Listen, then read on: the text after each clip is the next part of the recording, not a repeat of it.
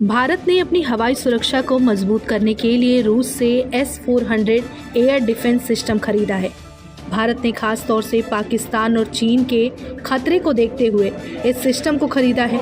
ये सौदा भारत और रूस के बीच अक्टूबर 2018 में हुआ था, जिसकी कुल कीमत लगभग 5.43 अरब अमेरिकी डॉलर करीब 40,000 करोड़ है। लेकिन इसके बावजूद ब्रह्मास्त्र को लेकर एक रिपोर्ट सामने आई जिसने सबकी नींदें उड़ा दी है।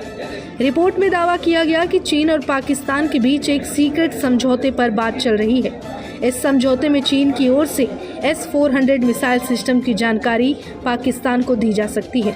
ऐसे में पाकिस्तान को S-400 की जानकारी मिलना भारत के लिए निश्चित तौर पर चिंता को बढ़ा देगा। तो चलिए आपको बताते हैं क्या है पूरा मामला जिसने भारत को तनाव के बीच सोचने पर मजबूर कर दिया।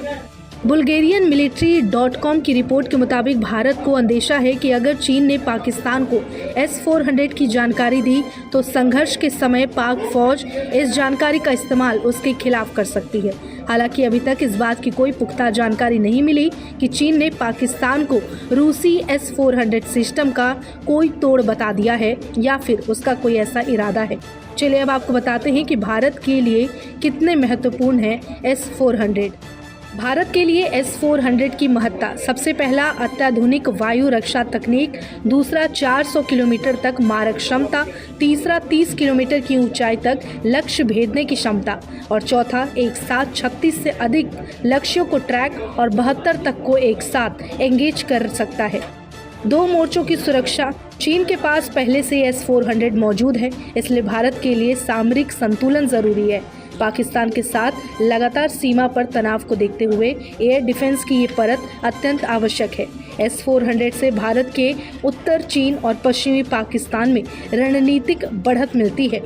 S-400 में कुछ ऐसी मिसाइलें हैं जो बैलिस्टिक मिसाइलों को भी इंटरसेप्ट कर सकती हैं, जो भारत की मिसाइल डिफेंस को और मजबूत करती है।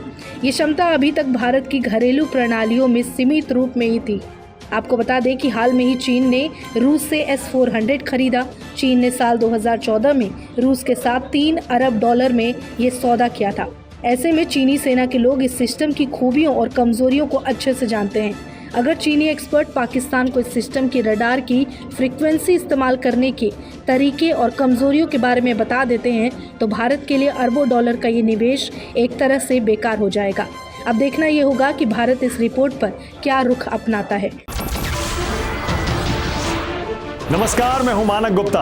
अगर आपको हमारा ये वीडियो पसंद आया हो तो इसे लाइक और शेयर जरूर करें और हाँ, हमें सब्सक्राइब और फॉलो करना ना भूलें ताकि आप देश और दुनिया की कोई खबर मिस ना करें। तो जुड़े रहिए हमारे साथ और देखते रहिए न्यूज़ 24।